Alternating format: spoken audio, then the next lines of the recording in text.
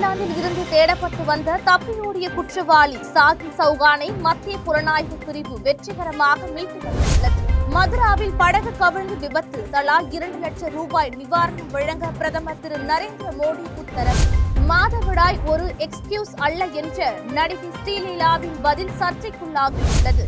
இனி விரிவான செய்திகள். தாய்லாந்தில் இருந்து தேடப்பட்டு வந்த தப்பியோடிய குற்றவாளி சாகில் சௌகானை மத்திய புலனாய்வு பிரிவு வெற்றிகரமாக மீட்டு வந்துள்ளது. இவர் கொலை, கொள்ளை முயற்சி மற்றும் சட்டவிரோதமான துப்பாக்கிகளை பயன்படுத்தியது உள்ளிட்ட பல குற்ற வழக்குகளில் ஹரியானா காவல்துறையினரால் தேடப்பட்டு வந்த தாய்லாந்தில் இருந்து தப்பி ஓடிய குற்றவாளி சாகில் சௌகானை மத்திய புலனாய்வு பிரிவு மீட்டு வந்துள்ளது.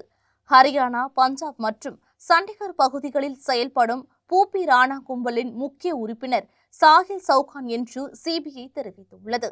ஹரியானா காவல்துறை மற்றும் போதைப்பொருள் கட்டுப்பாட்டு பிரிவின் கோரிக்கையின் பேரில் சாகிலுக்கு எதிராக ரெட் நோட்டீஸ் வெளியிடப்பட்டதாக அந்த அமைப்பு தெரிவித்தது.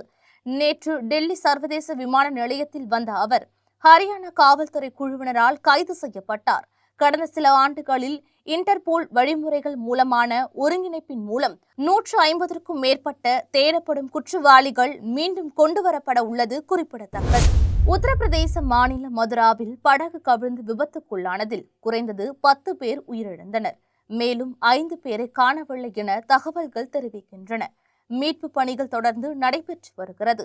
இச்சம்பவத்திற்கு ஆழ்ந்த இரங்கல் தெரிவித்துள்ள குடியரசு துணைத் தலைவர் திரு சி.பி. ராதாகிருஷ்ணன் தாம் மிகுந்த வேதனை அடைந்ததாகவும் உயிரிழந்தவர்களின் குடும்பங்களுக்கு தனது ஆழ்ந்த இரங்கலையும் காயம் அடைந்தவர்கள் விரைவில் குணமடைய பிரார்த்திப்பதாகவும் தெரிவித்துள்ளார்.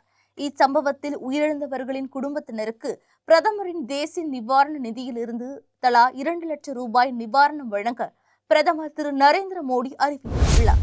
தெலுங்கு சினிமாவில் குழந்தை நட்சத்திரமாக அறிமுகமாகி இப்போது அங்கு முன்னணி நடிகையாக வலம் வருபவர் ஸ்ரீலீலா. தமிழில் சிவகார்த்திகேயன் நடித்த பராசக்தி படம் மூலம் அறிமுகமானார்.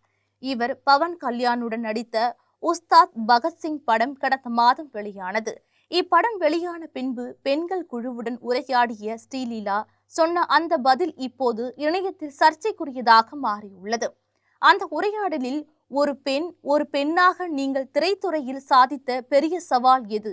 அதனை எப்படி கடந்து வந்தீர்கள் என கேட்டதும், மாதவிடாய் காலத்தை எடுத்துக் கொண்டால் கூட அதை தாண்டி எப்படி இயங்குகிறேன் என்பதில் கவனம் செலுத்துவேன்.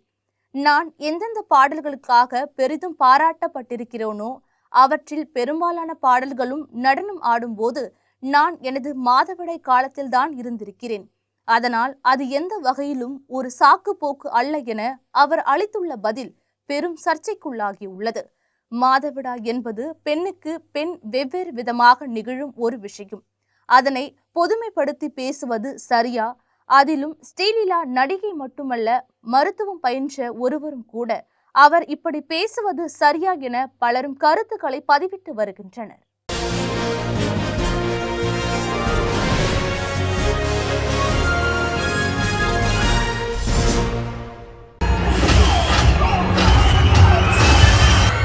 படம் எதிர்பார்த்ததை விட சூப்பரா இருக்கு. ஒரு 20 மினிட்ஸ் ஒரு ஃபைட் சீன் இருக்கு. சூப்பரா நடிச்சிருக்காரு.